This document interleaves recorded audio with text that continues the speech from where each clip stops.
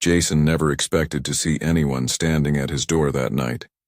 The city was quiet except for the steady drizzle of rain, the neon lights flickering against the wet streets.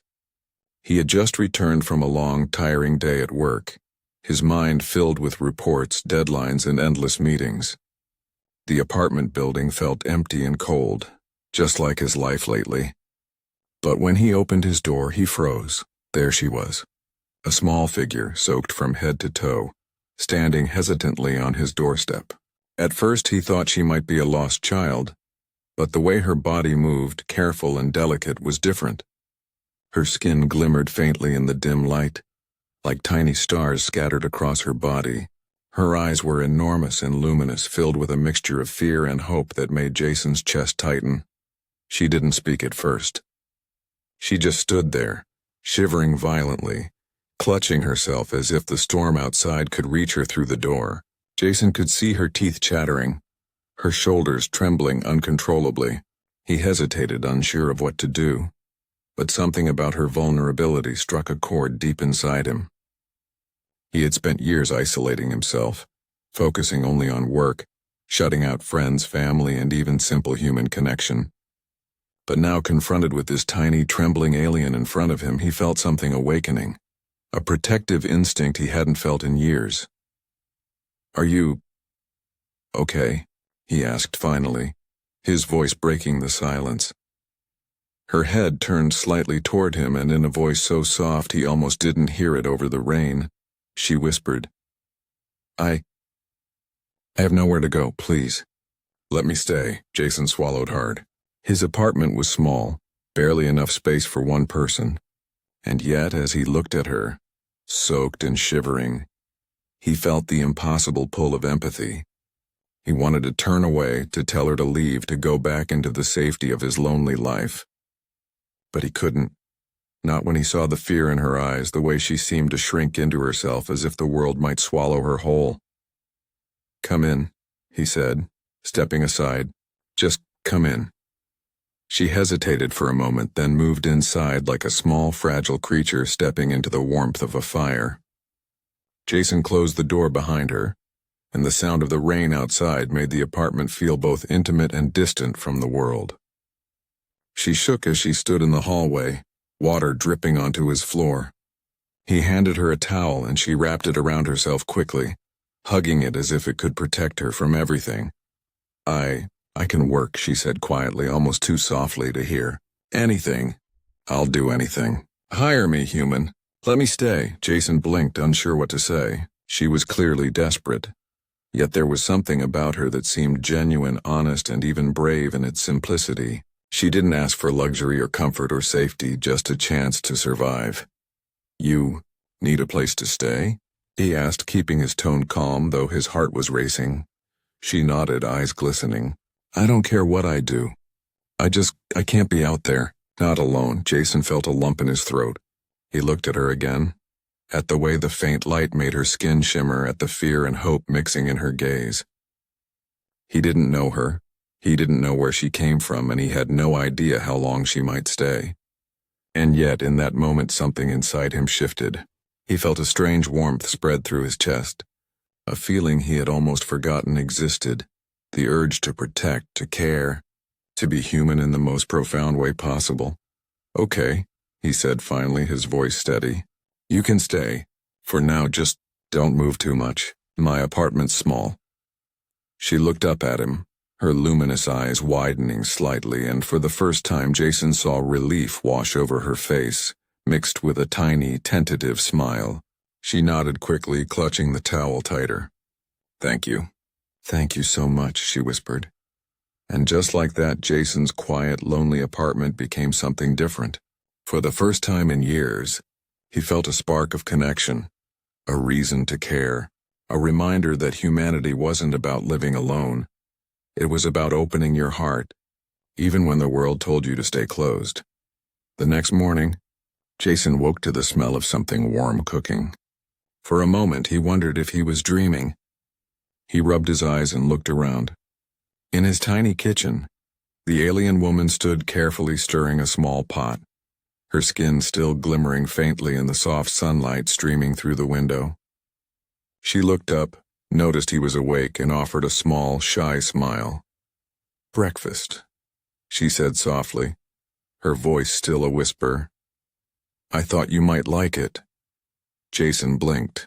He wasn't used to this, someone caring for him, someone thinking of him first. He nodded, trying to smile. "Thanks." As they ate, he watched her, noticing how careful she was with everything. The way she held the spoon, the way she arranged the food, the way she tried to make his small apartment feel less empty. It was strange and yet comforting. He realized she was trying in her own quiet way to be part of his world, to make it hers as well. After breakfast, she sat down on the couch, wrapping her arms around herself. Her eyes, still wide and luminous, held a deep sadness. I don't have anywhere else to go," she whispered.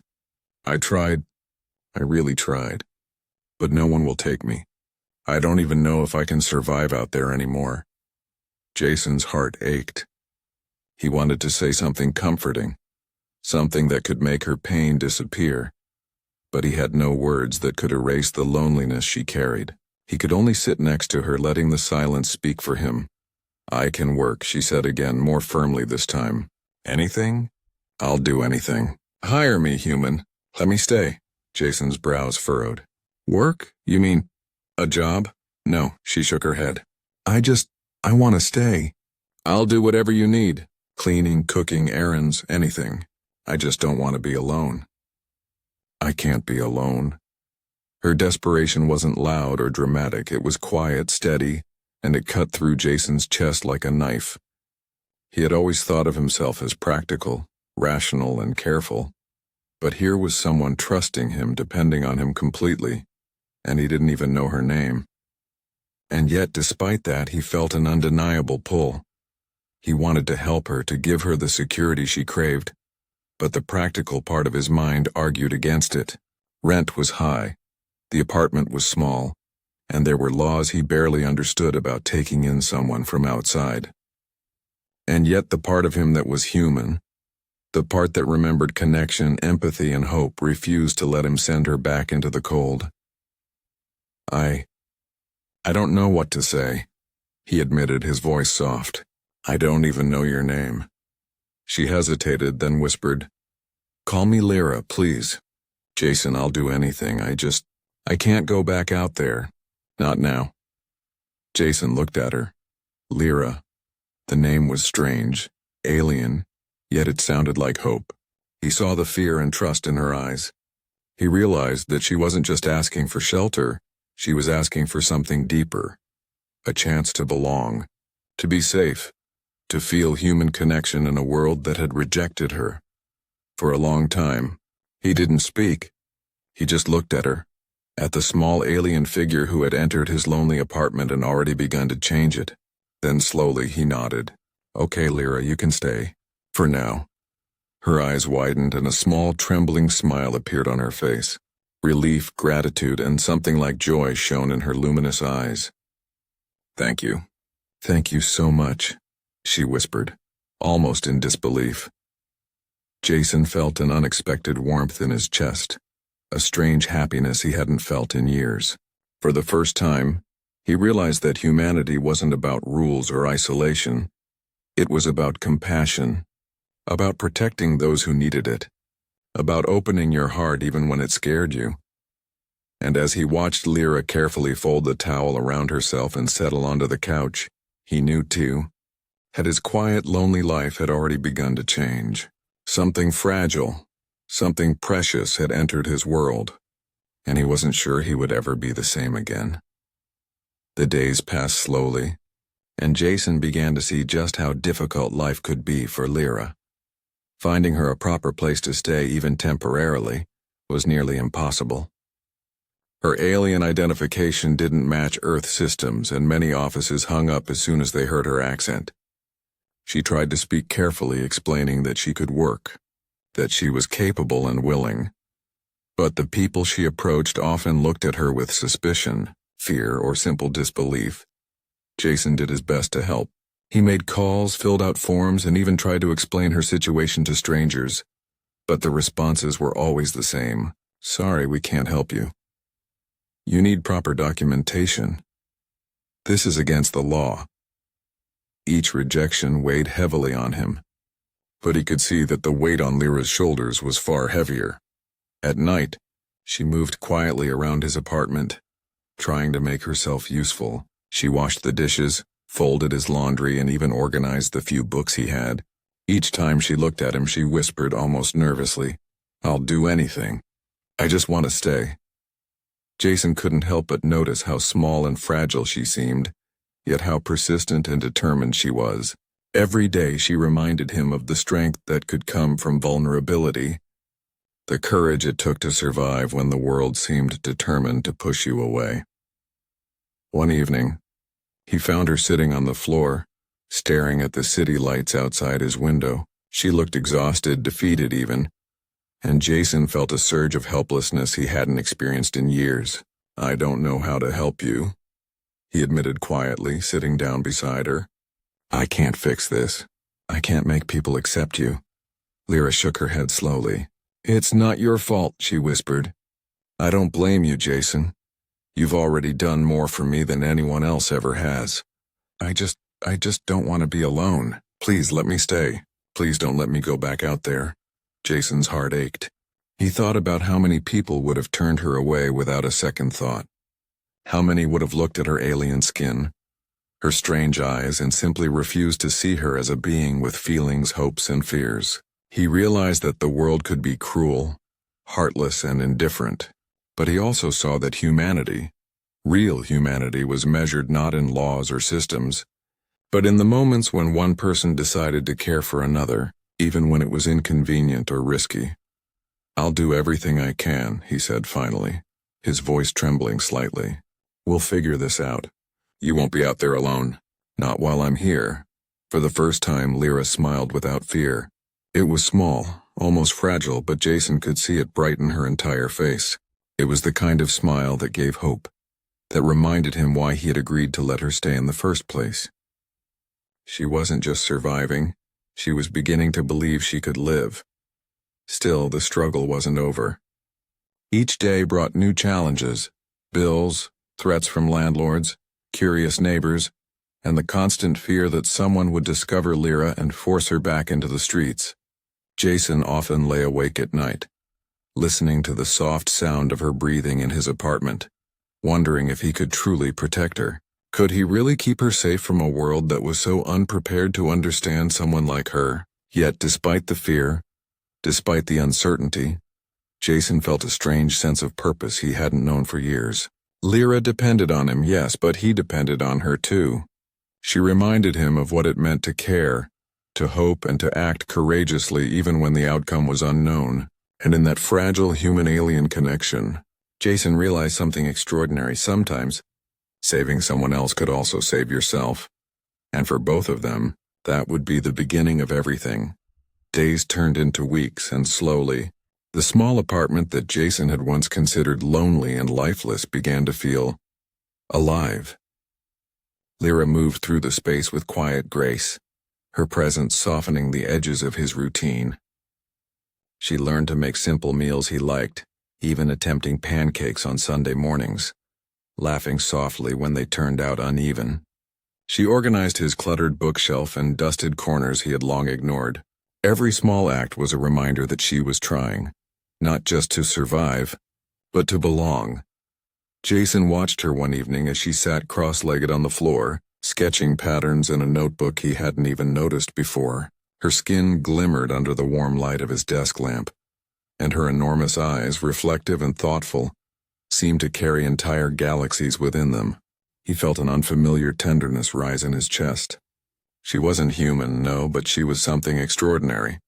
Someone who had walked through fear and loneliness and found the courage to keep going. "You never sleep much, do you?" Lyra asked softly, looking up at him with curiosity. Jason shrugged. "Not really. I guess I'm used to being alone." She tilted her head, studying him carefully. "You don't seem happy being alone," she said quietly. "You hide it, but I can see it." Her words cut deeper than any criticism could. She saw him, really saw him, in a way he hadn't expected anyone to. Most people were distracted by appearances, by social norms, by convenience. But Lyra, she looked past all of that. She looked at him and recognized what he carried inside. "I don't know how to be any different," Jason admitted after a long pause. "It's easier this way." "Quieter." Lyra shook her head softly. "Quiet doesn't mean safe," she said. "And safe is something we can create together." Her words stayed with him long after she had returned to her sketching. That night, as he lay awake, he realized that she had given him something no one else had in years. The sense that connection was possible, that trust could exist again, and that it was okay to let someone in. They began to talk more too, not just about survival but about life. Lyra shared stories of her world, vast deserts that shimmered like gold under twin suns, oceans of liquid light, and nights where the sky was alive with floating constellations. Jason listened, fascinated, imagining places he had never known existed, feeling the wonder she carried in every word. In return, he told her about Earth, about simple things he had once taken for granted: the smell of rain on concrete, the taste of hot coffee in the morning, the quiet hum of the city at night. He told her about his life, his regrets, his mistakes, and the emptiness that had shadowed him for years. And through these shared moments, an invisible bond began to grow. One evening, Lyra looked at him with a small, sincere smile. "Jason, I'll do anything," she said softly, her voice filled not with fear this time, but with promise. "But you've already given me everything I need." Jason felt a lump in his throat. He realized that he too had changed.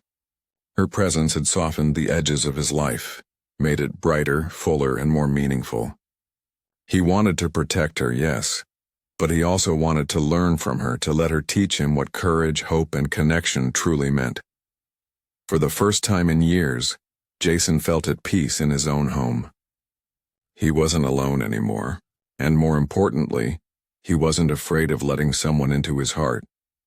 Life in Jason's apartment had settled into a quiet rhythm, but the fragile peace they had built was about to be shattered. One evening, as the rain poured outside and the city lights shimmered through the wet streets, a loud knock echoed through the apartment. Jason froze, a cold feeling running down his spine. The knock came again, louder this time. He moved cautiously to the door, and when he opened it, he was confronted by two uniformed officers. Their expressions were firm, professional, but there was a hint of curiosity in their eyes that made Jason uneasy. "Jason Carter?" one of them asked. "We have reports of an unauthorized alien living in this building. Step aside, please." Jason's heart pounded in his chest. He glanced back at Lyra, who stood silently behind him, small and vulnerable, yet her luminous eyes shone with a quiet defiance. She didn't hide. She didn't shrink away. She trusted him to protect her, and that trust weighed heavily on him. "No," Jason said firmly, stepping in front of her. "She stays. She is under my protection." The officers exchanged a glance. "Sir, this is illegal. You can't just harbor an alien without proper permits. You could face serious consequences." Jason felt a wave of fear and anger, but he didn't back down. He had promised her safety, and he couldn't break that promise. "I don't care about the rules right now," he said. "She is staying." End of discussion. Lyra's small hands clutched at the fabric of her clothes. Her voice, soft but trembling with emotion, broke the tension. I'll do anything. But I belong here. I've nowhere else to go. Please, don't let them take me." Hearing her plea, Jason felt a surge of protectiveness he hadn't known he could feel. His chest tightened, and for a moment the world outside seemed to disappear. It was just him and Lyra, against everything that wanted to tear her away. The officers hesitated. They were trained, professional, and used to following orders. But they were not prepared for the quiet courage Jason radiated. He stood tall, his eyes fixed firmly on theirs, conveying something more powerful than words. He would not give up, not now, not ever. After what felt like an eternity, the lead officer sighed. We will have to report this, but for now we'll give you some time." Make sure all proper paperwork is in order. Understood? Jason nodded, relief washing over him. It wasn't a complete victory, but it bought them time, a chance to keep Lyra safe at least for a little while longer. Lyra sank into his arms, her body trembling with relief and fear. Tears streamed down her face, her luminous eyes glistening like stars in the dark. You didn't turn me away," she whispered, her voice barely audible. You saved me." Jason held her tightly, feeling her warmth, her life, her hope pressed against him. "I couldn't," he admitted softly. "Not now, not ever. You're not alone, not while I'm here." The rain continued to fall outside, but inside the small apartment was filled with something stronger than fear. Trust, love, and an unspoken promise that no matter what happened, they would face it together. That night, as they sat close together on the couch, Jason realized something profound. Humanity wasn't measured by laws or rules. It was measured by the courage to care, the willingness to stand up for someone who couldn't protect themselves, and the determination to give hope when the world offered none. Lyra rested her head against his chest, her soft glow illuminating the room. For the first time, Jason understood the depth of what he had promised, and he knew without a doubt that he would face anything, endure any consequence, to keep her safe. And in that quiet, rain-soaked apartment amidst fear and uncertainty, a bond stronger than any law or rule had formed, one born of trust, courage, and the undeniable power of humanity at its best. The morning after the visit from the authorities, Jason could hardly sleep. He paced the small apartment, his mind filled with worries about what might happen next. But when he looked over at Lyra, sitting quietly on the couch with her arms wrapped around herself, something inside him shifted. She had survived so much already. She had faced rejection, fear, and loneliness, yet she still trusted him. How could he not fight for her? He knelt in front of her, gently lifting her hands. "Lyra, I need you to know something," he said softly. "I won't let them take you. I don't care what happens. I'll do whatever it takes to keep you safe." Her eyes widened, a mixture of relief and disbelief shimmering in them. Even if it's dangerous?" she asked quietly. Jason nodded firmly. "Especially if it's dangerous. You belong here with me. I won't let anyone take that away from you." Lyra hesitated, then nodded, tears forming in her glowing eyes. She had learned to survive alone, but now she realized she didn't have to. Not anymore. Jason's courage gave her hope, and hope was something she hadn't allowed herself to feel in a long time. Over the next few days, Jason prepared. He read everything he could about regulations, rights, and protection laws. He spoke with neighbors discreetly, gauging who might support them and who might report Lyra. Every small step was exhausting, but every small step reminded him why he was doing it. He wasn't just protecting her from the outside world. He was giving her a chance to belong, to live, to feel human in a world that didn't always understand her. Lyra, meanwhile, tried her best to contribute. She cleaned, cooked, and even fixed some small things around the apartment. Every time she whispered, "I'll do anything," Jason felt a surge of emotion. He knew she meant it in more ways than one, not just to help, but to survive, to belong. And Jason knew he would do even more than anything. He would fight for her, face whatever consequences, because she had already given him more than he could ever repay. Trust, connection, and a reason to care again. One evening, as they sat together on the worn couch, the city's lights flickering through the window, Lyra spoke quietly. "Jason, do you think the world can ever accept me?" He looked at her, really looked at her, and saw not just an alien, but someone brave, compassionate, and capable of love. "I don't know," he admitted. "But I do know this. You don't have to face it alone. Not anymore. You have me, and that's enough for now." Lyra leaned into him, resting her head on his shoulder. "I was so scared," she whispered. "I didn't think anyone would care. I didn't think anyone would fight for me." Jason hugged her tightly. "People can be cruel," he said softly. "But sometimes Sometimes humanity is amazing, and right now that humanity is me. I won't let anyone take you away. Not ever." For the first time in weeks, Lyra felt safe. She felt warmth, protection, and a strange but wonderful sense of belonging.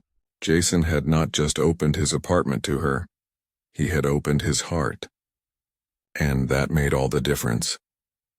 That night, as the rain continued to patter against the window, Jason and Lyra sat together, side by side, feeling a quiet strength in their connection. They knew challenges were ahead. They knew the world could still be cruel. But together they were stronger. Together they could face anything, and in that small, dimly lit apartment, humanity, courage, empathy, and love stood victorious, shining brighter than any fear or obstacle. Weeks passed, and life settled into a new rhythm, one Jason and Lyra had built together. The apartment, once cold and lonely, now felt warm and alive. Lyra had learned to navigate Earth's routines with a quiet determination, and Jason had learned to care again, not just superficially, but with a depth he hadn't thought possible. They had both changed, shaped by trust, courage, and the fragile bond that had grown between them. Lyra moved through the apartment with quiet confidence now, cooking simple meals and tidying spaces with gentle care. She no longer whispered, "I'll do anything," out of desperation.